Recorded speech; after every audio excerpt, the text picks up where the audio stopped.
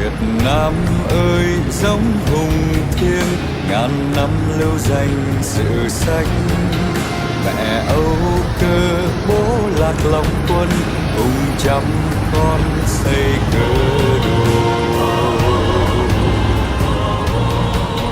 Thời gian qua kiến dũng đời ông cha, dựng xây giữ yên bờ cõi, để tương lai con cháu cùng hoàn ca.